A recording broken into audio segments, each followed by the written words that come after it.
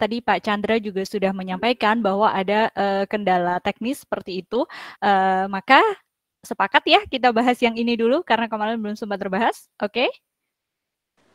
Oke, Bu.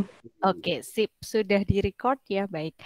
Oke, nomor 1 ya. Nomor 1 kita balik lagi ke kelas 10. Kelas 10 kita belajar tentang apa aja?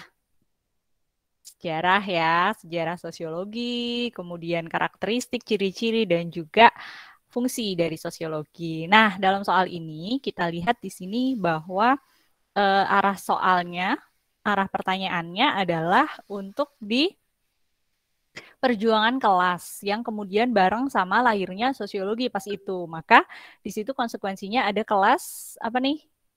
Borjuis sama proletar. Proletar. Nah, kalau ngomongin borjuis sama proletar berarti itu ciri khasnya siapa yang ngomong ini? Siapa yang mengklasifikasikan ini?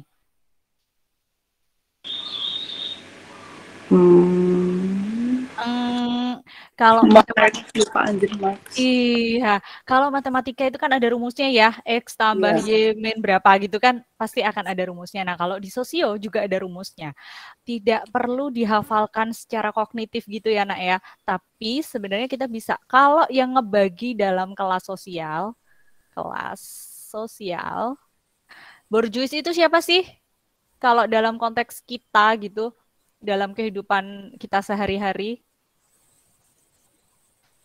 Salah satu contohnya ini ya, komunitas sosialita. Oke, jadi model ibu-ibu arisan yang hebring dari satu resto ke resto yang lain, dari satu hotel ke hotel yang lain, holiday seperti itu. Pemilik modal, pengusaha itu masuk ke kelas borjuis. Nah, kuncinya borjuis itu pasti kebalikannya proletar. Berarti enggak proletar ki sapa?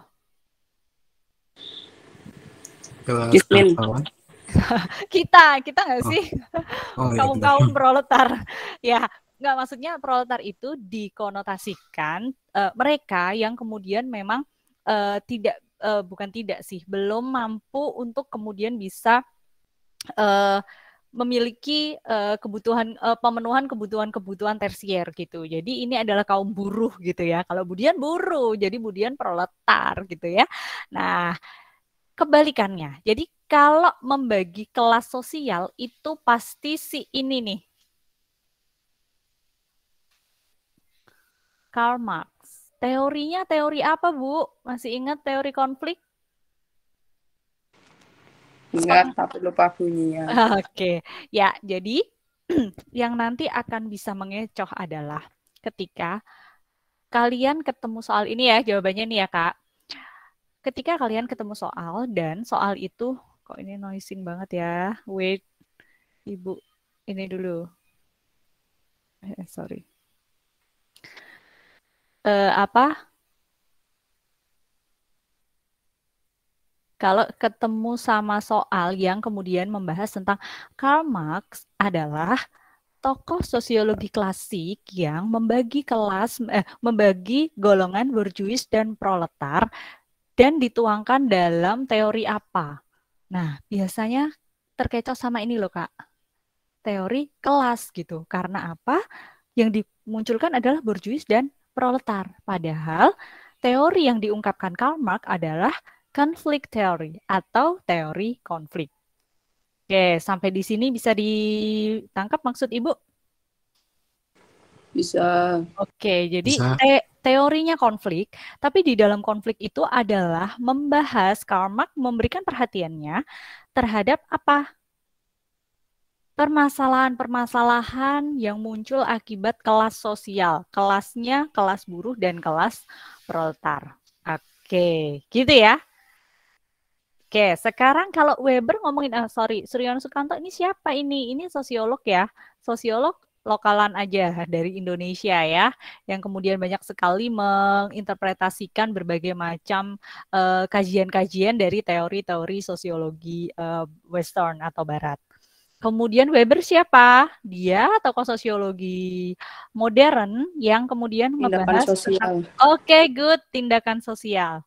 Dia membahas tentang tindakan sosial. Ada tindakan sosial apa aja sih yang kemudian kita Rasional, Oke, irasional, ada rasional, kemudian irasional, ada apa lagi? afeksi, Oke, orientasi pada nilai ya. Orientasi instrumental. instrumen rasional instrumental Kakak ini di sini ya. Oh, Kemudian afeksi.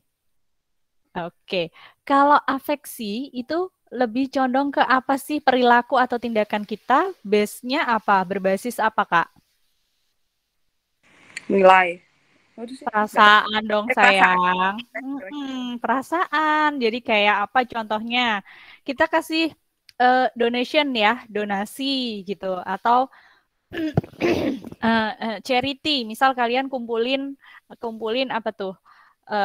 Baju pantas pakai untuk disumbang ke panti asuhan, misalnya gitu ya. Nah, itu adalah tindakan sosial afeksi. Oke. Masuk Masuk. rasional instrumental. Dia ngebahas dia berbasis apa? Kalau rasional instrumental, sesuatu yang sifatnya rasional ya, bisa diterima oleh akal, Ya. kemudian memberikan fungsi gitu. Jadi nek arep ujian ya sinau. Arep ujian ning nggone Mbah Dukun atau nek arep ujian sinau. Yang mana nih? Yang masuk ke rasional instrumental. Belajar. Belajar dong ya. Heeh. Kalau ke Mbah Dukun itu tindakan sosial apa, Kak? Irasional. Irasional atau kemudian tradisional ya kalau kemudian dikaitkan dengan berbagai macam sesaji-sesaji yang kemudian ditujukan agar bisa mengerjakan UTBK misalnya seperti itu. Oke, gitu ya. Bisa kita bungkus nomor 1? Sa. Oke, sip. Kita ke nomor 2. Nomor 2 kita lihat di sini arahnya membahas tentang ras Arya ya. Ras Arya itu adalah ras paling unggul, secara physically dia paling oke, kemudian dia memang mempunyai intelektualitas yang hebat seperti itu ya, sehingga pemikiran yang dianut Hitler tersebut disebut dengan apa, Kak? Kalau ngomongin ras, ngomongin suku, ngomongin etnis, itu berarti apa? Etnosentrisme. Iya, etno. Di sini kan dari etnis ya. Ini apa sih? Paham? Isme? Menganggap sukunya paling Oke. benar. Good. Menganggap etnisnya, sukunya paling baik, paling ini di sini nih, paling hebat, kemudian paling unggul gitu ya. Gitu. Jadi ketika kemudian kita dihadirkan dengan soal-soal yang itu arahnya ke suku, etnis, berarti dia masuknya ke etnosentrisme. Kalau primordial gimana, Bu? Kalau primordial ini cenderung ke apa? Ke kelompok. Oke, kelompok merasa kelompoknya yang paling oke. Sing liyane salah gitu ya. Nah, itu banyak sekali sebenarnya organisasi-organisasi primordial yang kemudian ada di Indonesia gitu. Jadi merasa pembenaran atas dirinya sendiri gitu, bisa berbasis agama gitu ya. Kalau kita lihat banyak sekali kasus-kasus terorisme segala macam itu awalnya dari apa kelompok yang kemudian merasa punya cara sendiri untuk kemudian menyelesaikan persoalan-persoalan di Indonesia ini. Nah, kalau chauvinisme apa nih? Berbasis apa Nggak tahu. nih? Lupa. Oke, Tapi bukannya wilayah. tiga-tiganya sejenis gak sih, Bu? Iya dong, semuanya isme ini adalah apa? Fanatisme terhadap apa yang kemudian mereka yakini, hanya basisnya aja yang berbeda. Kalau di sini basisnya kelompok, di sini etnis, kemudian di sini adalah apa ya? Kayak chauvinisme tuh kayak Jakarta lebih oke ketimbang Kalimantan dan lain sebagainya karena dia adalah sentra kota gitu. Jadi dia lebih condong ke basis apa geografis ya yang kemudian memberikan apa kesejahteraan yang beda-beda kayak gitu. Oke, nomor 2 aman? Aman. Sip, kita lanjut ke nomor. Hati-hati ya. 3. Sebagai ilmu yang independen, sosiologi mempunyai ruang lingkup bahasan dan materi. Mana ya yang termasuk kajian sosiologi? Sing endi? 1, apa ora? Perubahan cara berinteraksi pada masa pandemi COVID. Ada perubahannya? Iya. Oke, kalian kalau ketemu teman biasanya gimana? Ketemu orang tua, salaman. Oke, ketemu teman juga salaman kan kadang ya. Sekarang tos aja ada ininya ya, gerakan-gerakan yang berbeda. Kemudian sudah tidak bisa cepika-cepiki gitu mungkin kalau ketemu teman, ketemu apa saudara begitu. Oke, berarti ini masuk kajian sosiologi nggak, Sis? Iya. Karena ada apa? Interaksi sosial di situ, ya. Oke.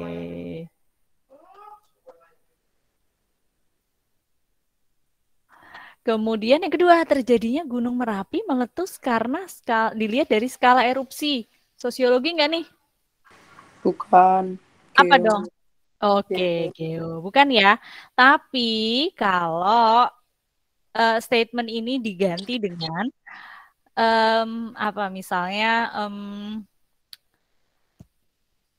program untuk pasca trauma gitu ya.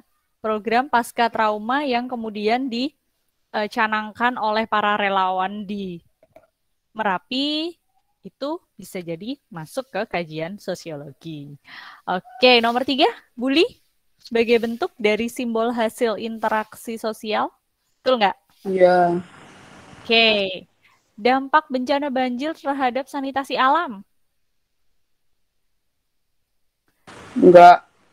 Enggak ya, tapi kalau dampak bencana banjir terhadap perekonomian atau kemudian dipakai atau kemudian terhadap apa nih perpindahan atau pergantian mata pencaharian itu bisa masuk sosiologi. Kalau ini enggak. Oke, jadi jawabannya yang mana? 1, 3 ya. 1, 3 yang benar. Jadi B. Oke, kita nomor 4. Nomor 4, kemudahan remaja dalam berbelanja online. Mendorong perilaku konsumerisme. Konsumerisme tahu nggak, Kak? Tahu. Apa tuh? Beli yang nggak penting-penting. Oke, good. Beli yang nggak penting-penting ya. Gimana? Shopee selalu kirimin promo. Iya nggak biasanya? Remaja membeli barang-barang yang kurang bermanfaat karena tergiur diskon dan promosi. Iya nggak tuh? Ya. Shopee gimana Kak? Gimana gitu ya kadang-kadang ya, nggak usah remaja deh, ibu-ibu gitu.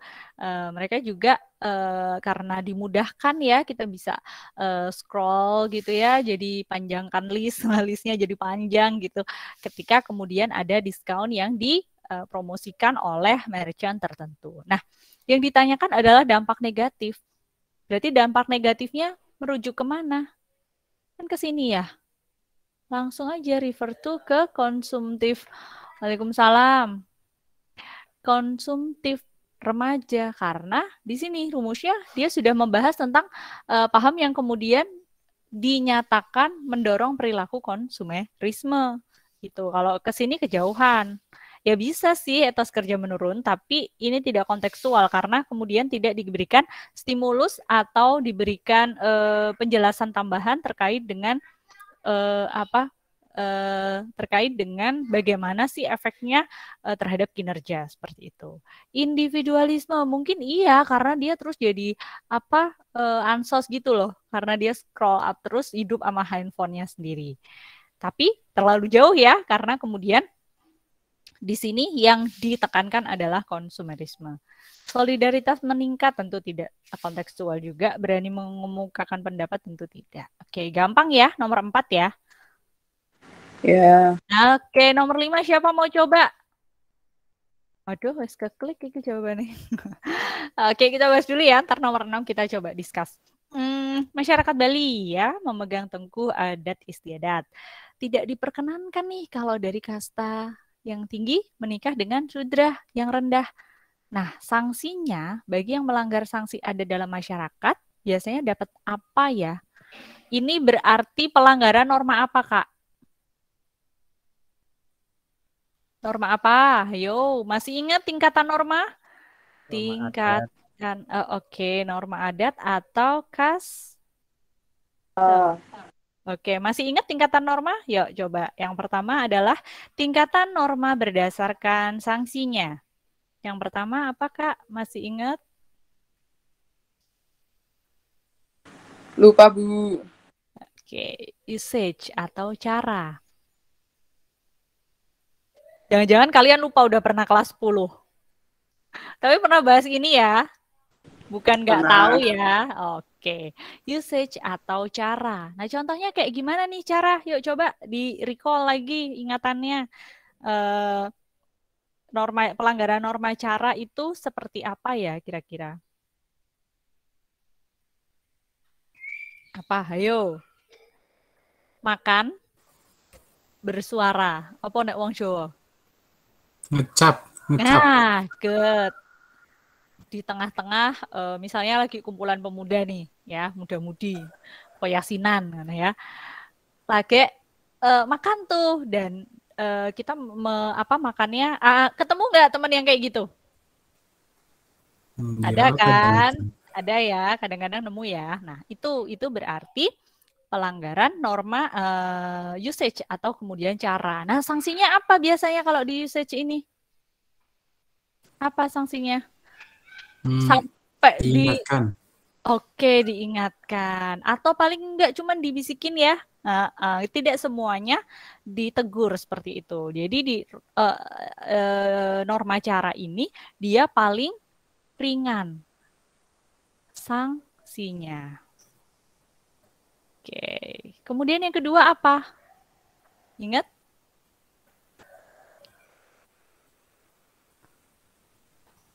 Folkways atau kebiasaan. Oke, kebiasaan. Kebiasaan ini apa contohnya? Kamu lewat ning ngarepe simba-simba sing lagi dolingguan. Ngejejer itu apa? Berdiri gitu aja tanpa ada permission, ya. Otomatis apa yang akan terjadi? Simba-simba itu yang apa? Anake sopo to kae? Gitu ya. Orang ngerti unggah-ungguh gitu.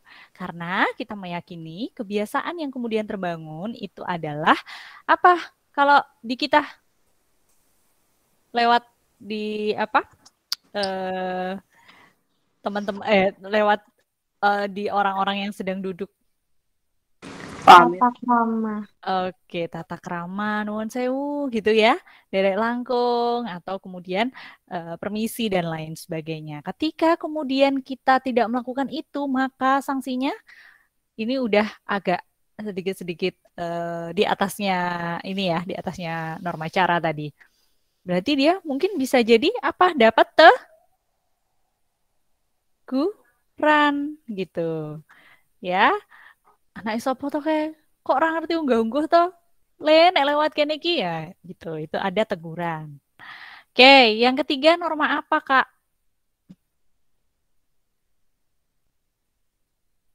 Morse, ingat? Atau tata kelah? Wih, Lupa. oh ya Allah, kalian amnesia semua. Lali nek wis tau kelas 10. Oke, Morse atau tata kelakuan berarti ini sanksinya lebih berat lagi, Kak, ya. Apa tuh? Dapat cemoohan atau kemudian dikucilkan ya. Misalnya nih ada yang mengalami kehamilan tidak diinginkan masih di usia muda atau di usia sekolah gitu. Biasanya kan masyarakat kita sangat ini ya, sangat stigmatisasi ya, sangat memberikan stigma negatif terhadap para korban kehamilan gitu. Jadi biasanya dia mendapatkan cemoohan atau dikucilkan gitu untuk Morse tata kelakuan. Dan yang terakhir adalah custom. Kalau custom berarti dia apa? Dia pelanggaran norma paling berat. Sanksinya adalah dikeluarkan dari ini ya, kasta yang tertinggi gitu. Jadi ini paling frontal ya, paling keras gitu. Norma custom ini atau di kita deh, kalau di Jawa itu apa contohnya norma custom? Coba cari di sekitar kita yang kemudian itu sanksinya luar biasa gitu. Menikah dengan sesaudaraan, ya, saudara dekat atau bahkan kandung begitu ya, itu jelas kemudian dia melanggar norma adat seperti itu. Oke, aman di norma? Ya. Aman.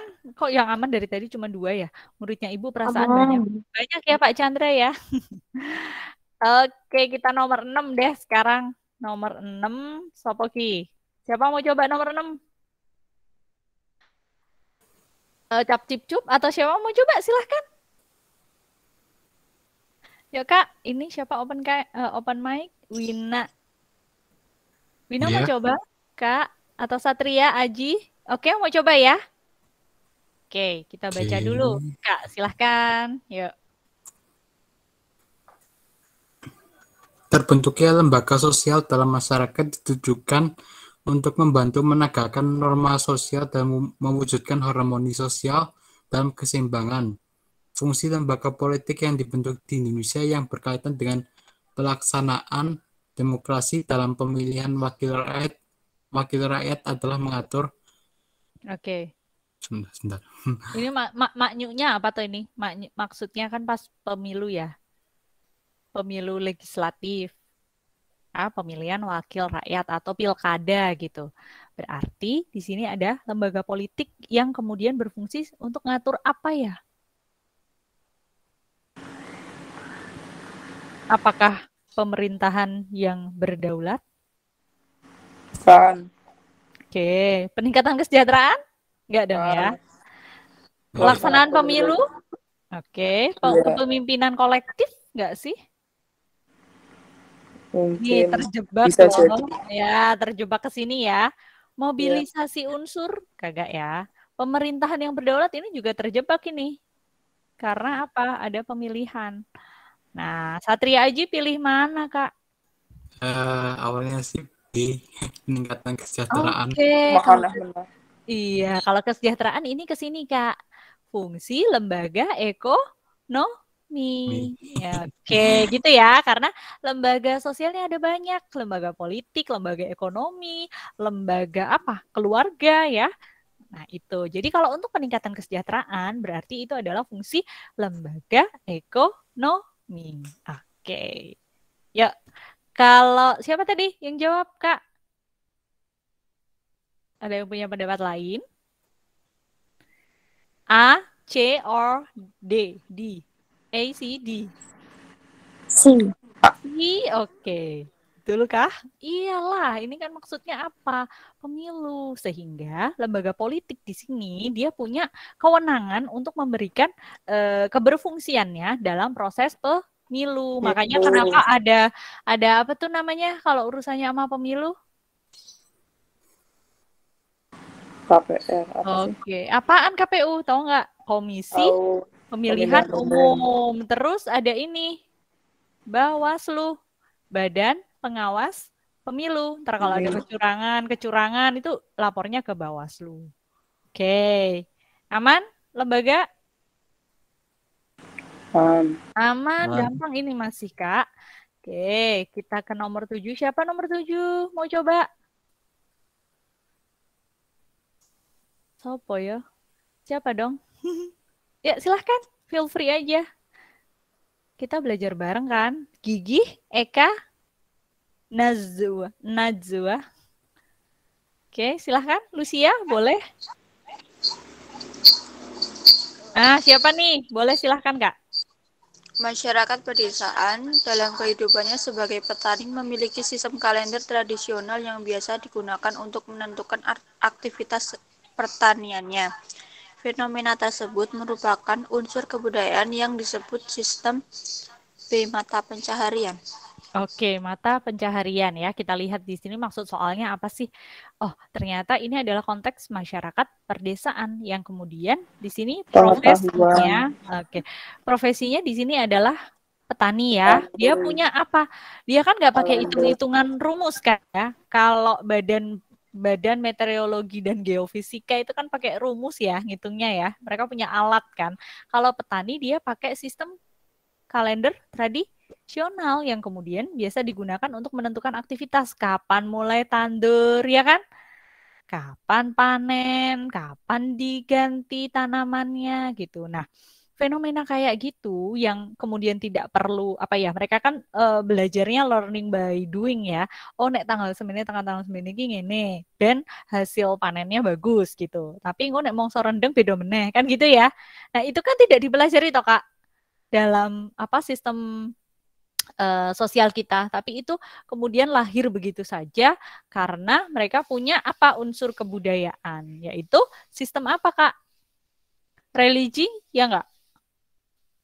Enggak ya, mata pencaharian, oke, kekeluargaan, ritual, tidak, pengetahuan, iya enggak? Iya. Iya. Kenapa, Kak, kok pengetahuan? Boleh kasih reasoning? Kalau pengetahuan kenapa? Alasannya? Kenapa tidak tadi jawabannya? Siapa tadi, Kak, yang jawab? Eka. Eka, iya.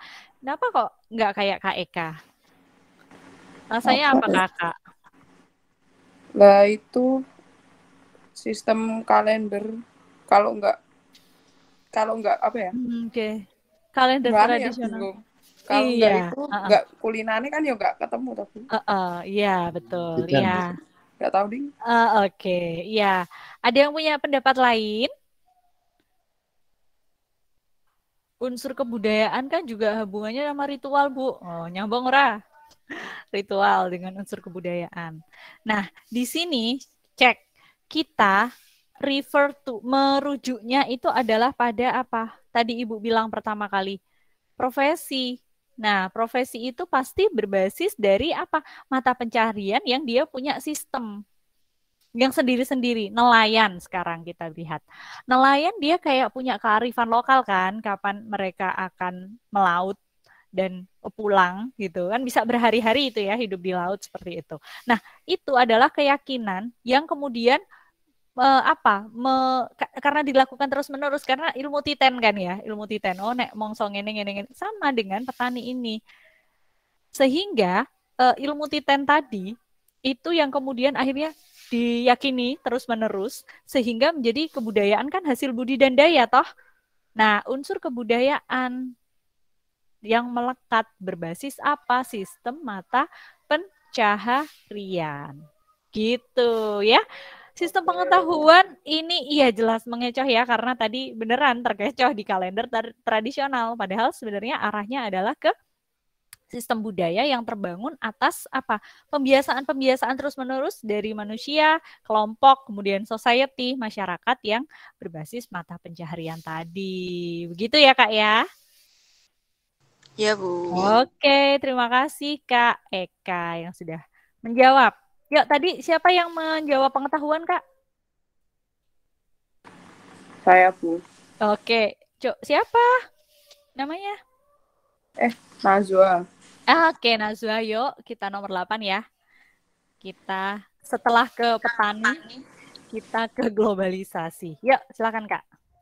Globalisasi dalam bidang kemajuan industri pariwisata mendorong para investor untuk berbondong-bondong mendirikan bisnis hotel atau penginapan di berbagai daerah kunjungan wisata.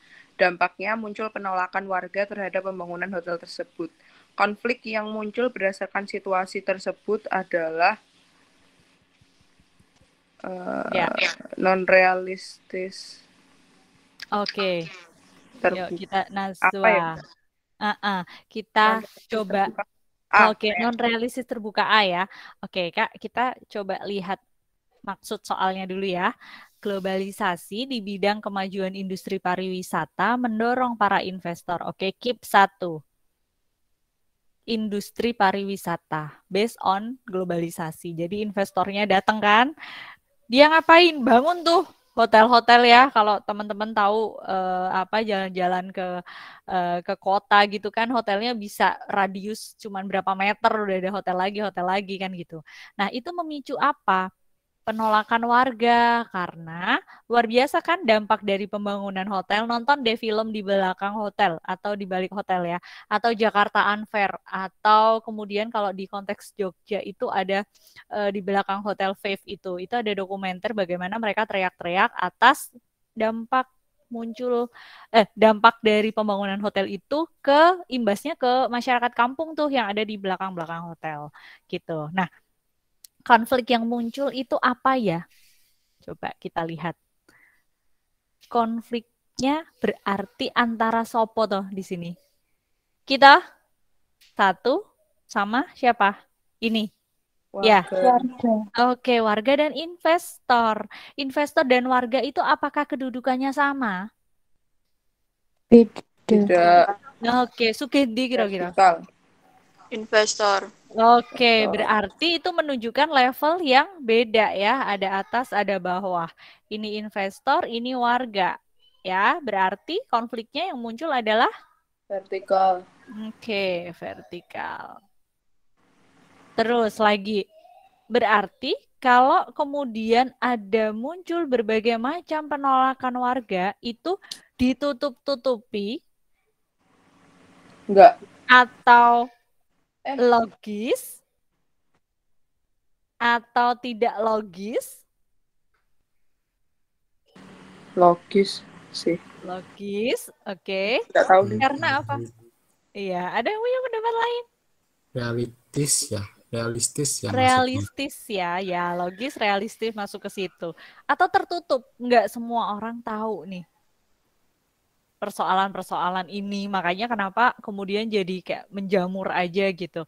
Banyak sekali hotel yang dibangun. Mana? Yang tertutup. Tertutup. Sorry. Tertutup atau terbuka? Emang masalah pembangunan hotel itu tidak menjadi konsumsi publik? Kan jadi kasus ya di mana-mana ya. Jadi dia masuk ke konflik terbuka dan realistis dan sing kemudian sesuai. Jadi vertikal terbuka ada nggak? Nggak ada, berarti vertikal realistis. Di sini dong. Ya, gitu ya. Cara berpikirnya, alurnya ya. Oke, sip. Kita ke nomor 9. Nomor 9 siapa mau coba? Silahkan, kemudian hening. Yuk, siapa dong? Ibu kan belum. Ibu, ya enggak. Zainal, boyo nyoba. Oke, Zainal, yuk. Zai. Coba. Iya, Bu. Oke, Zainal mau ambil jurusan apa, Kak? Masih agak-agak, Bu. Wih, antara apa? Apa sama apa? Hah? Yang hitung-hitung. Ya, Bu. Yang ekonomi. Oke, ekonomi sama apa? Yang bingung. Yang masih bingung. Sama? Manajemen. Oh, manajemen. Oke. Bu, ini nanti soalnya dibagi nggak ya, Bu? Boleh, mau dibagi saya bagi. Nanti saya bagi sama ada oret-oretannya ya. Kemarin ada yang Japri Ibu untuk kemudian kasih di oret-oretannya. Oke, yuk Kak Zainal. Setelah lulus sekolah menengah, Roy tidak melanjutkan kuliah namun ia bekerja di sebuah pabrik yang relevan dengan jurusan yang ia ambil saat SMK. Ia bekerja dengan tekun dan menyelesaikan kontraknya selama 3 tahun dan memohon izin atasan untuk tidak melanjutkan kontrak terlebih dahulu. Gaji yang ia terima dikumpulkan untuk kemudian digunakan membiayai sekolah yang ia biaya sekolah lanjutan ke perguruan tinggi. Saat ini Roy telah menyelesaikan studinya dan kembali ke pabrik tersebut dengan menyandang posisi koordinator bagian berbakat promosi jabatan yang diterimanya. Dalam sistem stratifikasi sosial, status yang disandang Roy tersebut termasuk ke dalam Yes, ke dalam mana nih? Coba Iya. dilihat dari kalimat pertama. Dia nggak sekolah Oh, kan ya, dia nggak kuliah kan, tapi dia kerja ya toh di pabrik karena dia lulusan SMK. Nah, di situ dia rajin tuh. Kemudian kontrak 3 tahun, terus izin tuh nggak lanjut kontrak. Gajinya dikumpulin buat apa? Membiayai sekolah ke perguruan tinggi. Saat ini Roy udah selesai. Dia balik lagi ke pabrik yang ini tadi minta izin. Dengan menyandang posisi langsung tuh jadi koordinator. Berkat apa? Promosi jabatan yang diterimanya. Oke, berarti kenapa dia bisa ke sini? Bisa dapat promosi, bisa dapat promosi karena apa di sini ya? Tadi mana tuh? Tekun. Nih. Bekerja dengan tekun dan selesai kontraknya. Gitu ya. Oke, berarti kalau dia awalnya jadi di sini kan lulusan dari SMK, otomatis kan jadi staf ya, staf atau karyawan biasa. Kemudian dia dipromosikan jadi apa nih? Koordinator bagian. Berarti munggah apa medun? baik. Naik. Naik ya. Berarti kalau naik itu climbing or sinking? Kalau naik itu sinking or climbing? Social climbing, climbing ya, karena naik. Nah, oke. Berarti keep ya, staff jadi koordinator berarti dia climbing. Oke. Sip itu di stratifikasi sosial, status yang pertama. Kemudian sekarang kita lihat status yang didapatkan itu apakah tiba-tiba dikasih atau dia itu adalah keturunan masih saudara sama bosnya atau dia dapat penghargaan, yang mana dalam kasus ini? Masih ingat nggak? Mendapatkan penghargaan, dia pakai kuliah loh kakak, dia berjuang tuh ngumpulin duit gajinya selama 3 tahun, abis itu dia ke perguruan tinggi. Masih ingat nggak status sosial apa aja? Ingat? Yang pertama, status sosial yang kemudian dimiliki seseorang berkat keturunannya. Apa tuh? Putri-putri dari Sri Sultan Hamengkubuwono itu tanpa dia melakukan apa-apa, dia sudah mendapatkan status. Status sosialnya sudah tinggi. Karena dia adalah keturunan keraton. Oke? Oke, Bisa Ibu. masuk? Oke, berarti itu status apa, Kak? Ting, ting, ting, ting. Scribe, yes, good. Scribe, ini adalah status yang didapatkan seseorang karena dia memiliki keturunan. Dia dapatnya dari lahir tuh. Dia lahir ceprot, udah nggak usah ngapa-ngapain, lu udah dapat positioning gitu. Anaknya sultan gitu. Nah, itu ascribe status. Kemudian yang kedua, dia harus berjuang tuh untuk mendapatkannya. Dia harus melakukan banyak pengorbanan gitu dan perjuangan untuk bisa dapat status tersebut. Berarti itu status yang dapat ijazah, dapat gelar, and then dapat promotion, working promotion gitu, dapat apa namanya promosi jabatan kayak gitu. Berarti dia kan berjuang toh, dia kuliah kok, ya kan? Namanya apa? Dikasih kan? Achieve. Dia dikasih karena perjuangannya. Kemudian yang ketiga itu adalah assign ya. Jadi assign itu award gitu. Jadi penghargaan, penganugerahan kayak misalnya Kalpataru gitu, atau kemudian apa tuh? Piala Citra gitu ya, atau kemudian kalau di konteks pegawai negeri itu ada Satya Lencana karena sudah mengabdi di apa negara, menjadi abdi negara gitu. Assign status yang kemudian itu adalah based on penganugerahan gitu. Ingat sekarang kelas 11 ya ini. Udah ingat untuk status sosial? Ingat, Bu. Oke, berarti yang mana ini? Roy ini yang mana? Yang E. Vertical climbing achieve. Vertical climbing achieve yang ini Kak. Horizontal kan tidak ya, karena tadi ada apa namanya kenaikan ya, kenaikan stratifikasi sosial, berarti ini tidak. Social sinking turun tidak. Social climbing ya, tapi bukan penganugerahan. Vertical climbing betul, tapi bukan keturunan. Oke, jadi jawabannya yang benar adalah yang E. Vertical climbing and achieve status. Oke, ini soal HOTS. HOTS. Jadi harus ada apa variabelnya tadi ini 1. Oke, kemudian ada tambahan di sini 2, kemudian status 3 dan kalian harus menjadikan 1 di situ 4. Jadi ini skor tinggi nih. Oke. Gitu ya, guys. Dapat? Ya, Bu. Oke. Kita ke nomor 10. Nomor 10 ini adalah program gender equal ya, yang kemudian dipromosikan oleh pemerintah. Oke, wait. Tunggu sebentar.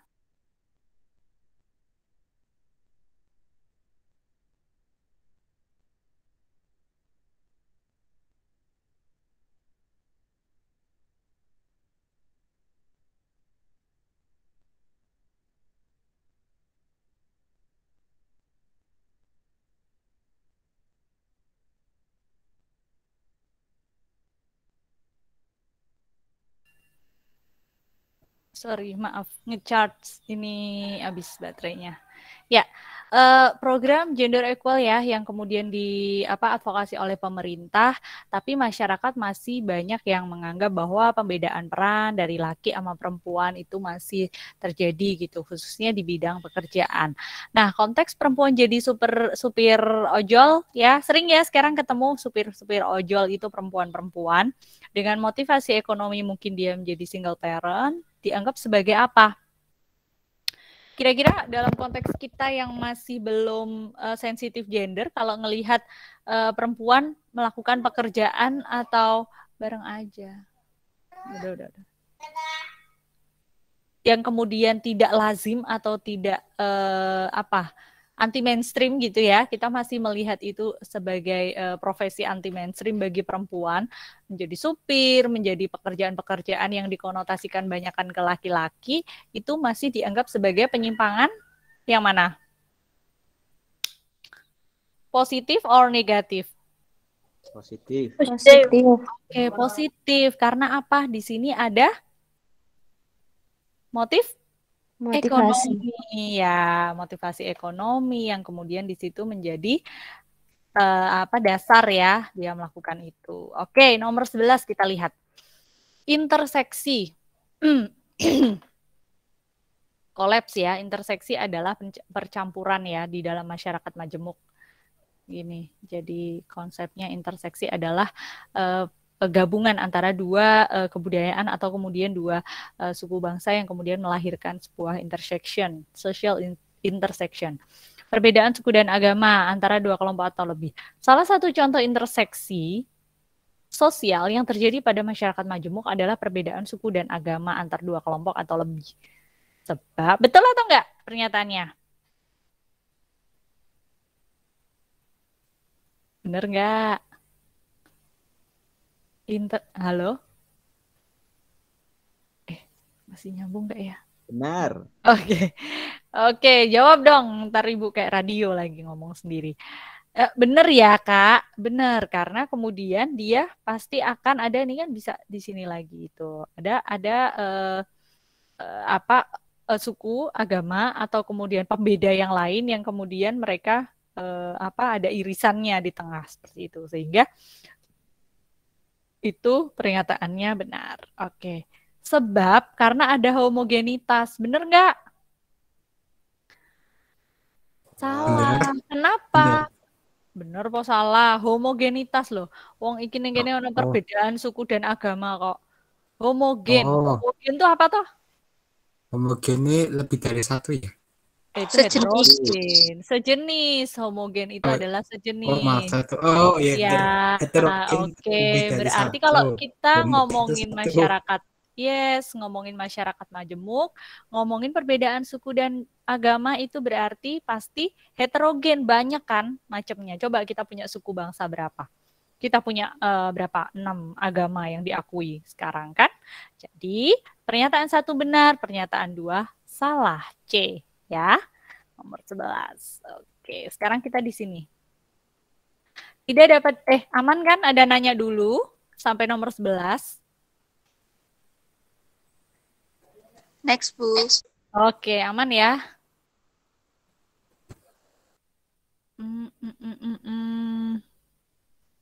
Ke nomor 12. Nomor 12 konteksnya adalah stratifikasi.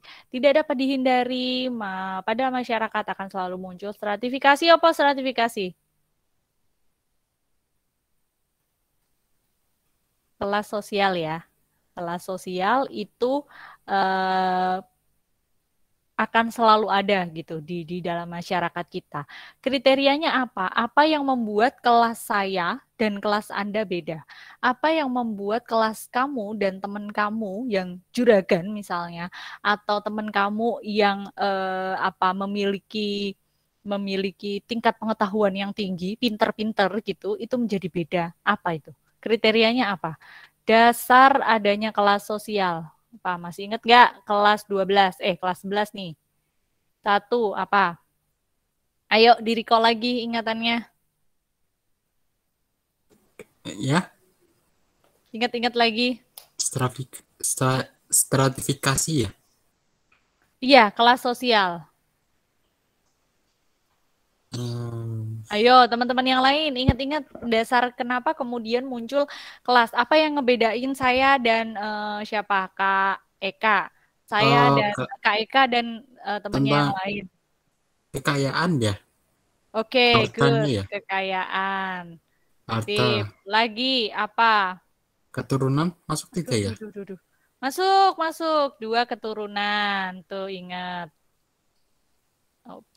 Hak dan kewajiban. Hak dan kewajiban. Oke, wait. Nge-freeze. Oke, ngelek iki. Ngomong ke kekayaan soalnya. Jadi laptopku minder ya. Kekayaan, keturunan. Terus lagi apa tadi? Kehormatan. Oke, kehormatan berarti dari apa tuh? Dapat kehormatan kalau dia punya kekuasaan. Oke ya, kekuasaan. Kekuasaannya misal nih ada keluarga besarnya Gus Dur, keluarga besarnya SBY, dia sudah tidak menjabat jadi presiden kan, tapi dalam lingkup masyarakat kita masih menyegani beliau-beliau kan, beliau-beliau masih akan terus menjadi keluarga yang disegani dalam masyarakat. That's why karena dia pernah punya kekuasaan. Oke, terakhir 1, dokter apa? Oke, ilmu pengetahuan atau kemudian pendidikan ya. Ilmu pengetahuan atau relate dengan pendidikan. Nah, itu yang menjadi dasar dari munculnya stratifikasi sosial. Berarti ini benar atau salah ya? Tidak dapat dihindari, akan selalu muncul. Benar nggak? Benar. Benar ya? Oke. Sebab karena masyarakat masih mengakui dan menghargai sesuatu. Nih, ada dasarnya. Karena masyarakat masih menghargai kamu kaya, kamu akan duduk di level yang tinggi. Kamu akan disegani dalam masyarakat. Kamu keturunan ningrat, Raden Mas gitu ya. Misalnya ada nama teman-teman kalian yang masih ada keturunan seperti itu. Dia akan beda kan kelasnya gitu. Karena masyarakat masih menghargai sesuatu, menghargai ini loh. Iya, Ra? Jadi betul nggak? Betul. Iya, betul. Berarti jawabannya apa, Kak? Untuk sebab akibat. A, B, C? A, pernyataan benar, alasan benar, dia sebab akibat. Oke. Aman ya. Yuk kita nomor 13. Nomor 13. Vested interest itu berarti merujuk pada apa? Penghambat. Vested interest adalah apa? Keyakinan pribadi. Kepentingan pribadi, oke, atau keyakinan yang mendarah daging. Jadi dalam sebuah pemahaman komunitas misalnya dalam masyarakat itu dia ada vested interest atau keyakinan yang mengakar ya, mengakar, mendarah daging dan dia memang kuat sekali tertancap dalam sebuah society atau masyarakat. Berarti dia kira-kira bisa berubah nggak? Maksudnya perubahan sosial mungkin nggak untuk dalam konteks masyarakat yang dia memegang teguh keyakinannya gitu? Minim. Susah ya, berarti menjadi penghambat ya, betul? Ya. Oke, biasanya di masyarakat perdesaan nih didominasi. Teman-teman tahu suku Baduy, suku Tenganan di Bali, Baduy di Jawa Banten, Jawa Barat, mereka tidak mau diintervensi program pemerintah. Mereka tidak mau istilahnya dia punya kebijakan sendiri untuk sukunya gitu. Untuk kemudian mereka tidak keluar dari masyarakat ke public space gitu, enggak gitu, tapi mereka menjaga itu kekuatan vested interest sehingga susah mau ada perubahan sosial di situ, nikah juga cuma sesuku kan gitu, jadi mereka tidak akan mendapatkan pembauran. Oke, jadi ini betul. Kemudian globalisasi, sebab globalisasi menyebabkan kebudayaan lokal luntur. Benar nggak globalisasi menyebabkan kebudayaan lokal luntur? Benar. Benar. Berarti jawabannya apa?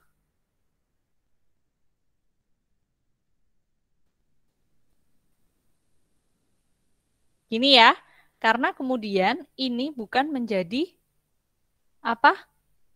reasoning dari vested interest tadi. Globalisasi menyebabkan kebudayaan lokal luntur, tidak relate dengan vested interest. Gitu. Oke, kita ke nomor 14 and the last one is nomor 15 ya. Oke. Kita lihat model rambut. Iya, Kak. Kalau yang nomor 13 tadi, kalau Yes. yang B itu apa ya, Bu? Pernyataan benar terus. Wait. Gimana, Kak? Nomor berapa? Yang ini sebelumnya tadi ya. Soal seperti itu tadi, itu urutannya gimana toh, Bu? Urutannya 1, 2, pernyataan benar, alasan benar, A. Oke, yang B, pernyataan, nanti mau. Kelihatan nggak screen-nya? Enggak. Oh, oke. Ke close, tunggu sebentar ya. Saya buka. B itu pernyataan benar, alasannya benar, tapi tidak menunjukkan hubungan sebab akibat. Oke, yang C, pernyataan benar, sebentar, buka dulu. Pernyataan benar, kemudian alasan salah. C. Oke, before shutdown. Waduh, kok nggak mau dibuka ya? Oh, bisa. Oke, sebentar. Kemudian yang E salah-salah, Kak. Gitu, tak share screen ulang ya.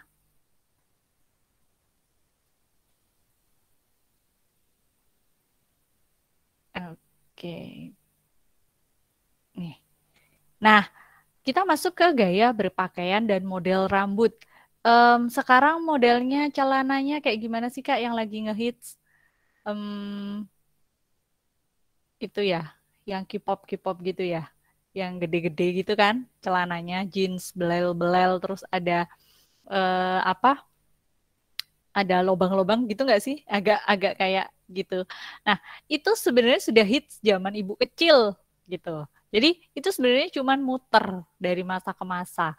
Cuman tergantung apa yang kemudian menjadi ngetren di masa itu, yang sebenarnya itu kayak nge-recall zaman dulu banget gitu, sehingga itu masuk ke perubahan sosial ya. Nah, ada teori yang kemudian mendukung gaya berpakaian dan model rambut ini yang hanya muter kayak siklus ya. Nah, itu karena kemudian di situ yang relate adalah teori siklus gitu. Jadi bisa jadi sekarang lagi mohawk nih ya, potongan rambutnya, model rambutnya itu bisa jadi berapa belas tahun lagi itu hits lagi gitu. Ada masa di mana gundul. Nah, gundul itu kayak jadi kelihatan cool banget gitu loh orang-orang yang gundul. Nah, itu kan muter aja gitu. Itu adalah teori siklus. Jadi gaya berpakaian model rambut ini pernyataannya benar gitu. Tapi kita lihat apakah teori siklus?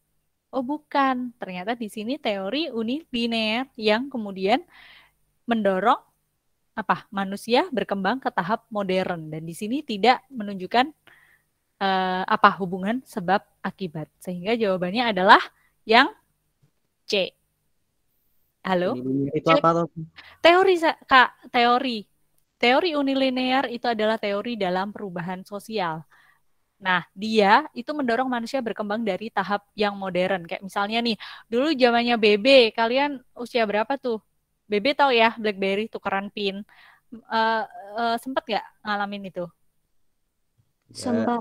Sempet ya, SD kali ya? Nggak SD lah, TK. Ya, kemudian sampai ke mulai kenal, dulu SMS ya, dulu SMS. Terus abis itu ada pin BB gitu. Terus sekarang apa? Android kan apa biasanya? Tele atau kemudian WhatsApp gitu ya. Nah, atau aplikasi-aplikasi sosial media yang lain. Nah, itu adalah perkembangan tahap dari dulu teknologi nggak secanggih itu karena hanya memfasilitasi SMS, kemudian tambah lagi BlackBerry, kemudian Android. Nah, itu teori unilinear, satu lurus gitu aja. Sedangkan siklus itu muter. Nah, siklus itu muter gini. Nah, pernah hits pada zamannya celana baggy yang bawahnya kecil gitu. Nah, kan itu udah mulai kayak geser karena ada K-pop masuk. Kemudian mulai lagi celana-celana corduroy gitu kan. Mulai celana-celana belel. Nah, itu muter aja. Itu masuknya ke teori siklus. Oke, aman? Kalau teori linear itu selalu berhubungan sama perkembangan nggak, Bu? Perkembangan teknologi. Nggak harus perkembangan teknologi, Kak. Jadi kayak perkembangan mata pencaharian misalnya. Dulu kan tidak banyak ya variasi profesi di desa. Yo ming dodol, bakulan karo tani kan gitu. Tapi lihat sekarang, ketika kemudian ada mendirikan pabrik garmen atau apa sih pabrik yang Bantul ya apa Kak? Golf, sarung tangan atau kemudian berbagai macam pabrik. Mata pencahariannya kan jadi kompleks kan? Nggak cuman diajarin orang tuanya untuk jadi petani or bakul, tapi dia juga jadi buruh pabrik gitu. Jadi mengenal industrialisasi gitu. Itu kan unilinear juga tuh perkembangan mata pencaharian gitu. Bu, Oke, itu kok Kak, jawabannya aman? enggak? Iya, Bu, ya, Bu. Gimana, Kan Kak? Kan kok tidak ada jawabannya hubungan sebab akibat, Kak. kan unilinear itu memang benar kan, Bu. Tapi emang enggak ada sebab akibat jadi kan B kan, Bu. Gimana? Kan itu yang teori unilinear Mm-mm. mendorong manusia ke berkembang ke tahap modern kan benar kan, Bu? Kok jawabannya kan seharusnya B, Bu. Enggak dong, kan di sini kan tadi Ibu jelaskan bahwa bahwa kenapa kemudian unilinear itu mendorong manusia untuk berkembang ke tahap modern dalam konteks ini tadi ya Ibu kasih contoh di perkembangan teknologi. Nah, itu kan tidak kemudian serta-merta menjadi satu konteks istilahnya teori kan unilinear nih ada multi gitu ya. Ada uni. Uni itu satu garis lurus. Nah, pernyataan ini kan tidak sedang menunjukkan bahwa itu uni. Satu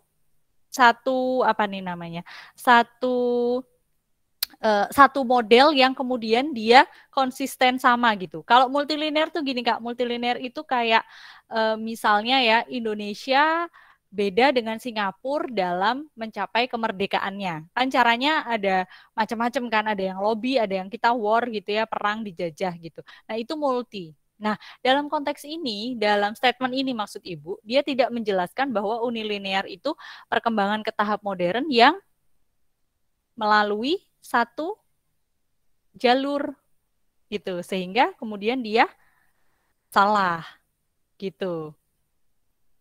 Bisa ditangkap Iya. maksud Ibu? Bisa. Bisa ya. Jadi jangan terjebak dengan satu statement yang oke, dia oke benar gitu. Tapi kemudian dia tidak sedang istilahnya. Kan ada tuh teori evolusi. Ya, teori evolusi itu juga berkembang ke tahap modern. Udah gitu aja. Jadi dari masyarakat primitif gitu ya. Primitif gitu. Kemudian dia ke batu meramu gitu ya. Ada meramu, kemudian sampai peradaban manusia yang punya pekerjaan, punya profesi. Nah, itu juga berkembang ke tahap yang modern. Tapi dia tidak sedang menunjukkan satu jalur atau multi jalur gitu. Gitu ya Kak ya. Aman? Kita ke nomor terakhir. Mentalitas ini kalau ngomongin modernisasi itu pasti nggak lepas dari Alex Inkeles. Dia memaparkan ciri-ciri manusia modern yang kemudian menjadi pedoman dalam mengukur modernitas sebuah komunitas gitu. Nah, kita lihat nih di statement pernyataan yang nomor 1, mentalitas manusia modern antara lain berpikiran terbuka, open mind, mau menerima kritik untuk refleksi diri, perbaikan diri. Betul ya? Karena ini merupakan ciri-ciri. Nah, sebab Alex Inkeles memaparkan ciri-ciri dari manusia modern yang menjadi pedoman dalam mengukur modernitas. Nah, ini kan mirip nih, tapi dia tidak sedang sebab akibat. Ini bukan reasoning dari pernyataan ini, sehingga dia B, tidak menunjukkan hubungan sebab akibat. Nah, ini terjebaknya di sini nih. Sama-sama manusia modern tapi sedang tidak berkorelasi timbal balik begitu. Oke. Ada nanya dulu. Halo, sudah mulai lelah? Sudah paham, Bu. Oke, ini Ibu dulu ya. Ibu save dulu, nanti sambil diorek-orekannya, nanti Ibu share kemana? Bu, yang polosan juga dikasih, Bu. Oh gitu, ada kuncinya itu. Polosan, ya wes yang polosan we ya. Ya, Polosan. kan videonya nanti bisa dilihat di YouTube. Oh oke. Videonya dilihat di YouTube. Oh oke, berarti recording ini masuk ke YouTube gitu ya? Iya. Oh gitu ya. Oke, sip YouTube-nya Sanden dong. Iyalah. Sok YouTube Sopo. Ya, oke, gitu Kak. Nanti siapa ya? Ada yang japri saya mungkin ya? Nanti bisa saya share soalnya. Oke, begitu. Mohon maaf lahir dan batin kalau Ibu dalam menyampaikannya kurang jelas atau lama ya. Satu soal bisa panjang gitu penjelasannya di sela-sela jam-jam boci ya, jam-jam bobo siang gitu. Selamat menikmati weekendnya. Semoga menjadi waktu relaksasi yang oke di teman-teman dan selamat beristirahat. Terima kasih sekali lagi. Semoga apa yang kemudian kita bahas hari ini menjadi manfaat untuk kita semua. Teman-teman diberikan kesuksesan besok UTBK-nya ya. Amin. Oke. Terima kasih teman-teman. Terima kasih Bapak Guru. Oke, sukses ya. Sampai jumpa lagi bulan depan nggak sih? 2 minggu lagi ya sama Budian ya. Oke, salam Makasih, Bu. sehat. Ntar malam besok kalau nongkrong-nongkrong tetap prokes ya. Bantul kan sweeping ya sukanya ya. Oke, tetap belajar ya. Semoga teman-teman tambahan-tambahan dari SMA 1 nanti bisa menguatkan teman-teman dan menjadikan itu jalan kebaikan untuk masa depan teman-teman. Terima kasih sekali lagi. Selamat siang. Assalamualaikum warahmatullahi wabarakatuh. Dah. Makasih, Bu. Assalamualaikum warahmatullahi wabarakatuh. Salam. Makasih Bu Liv ya. Bapak, saya izin live ya Pak ya. Terima kasih sekali.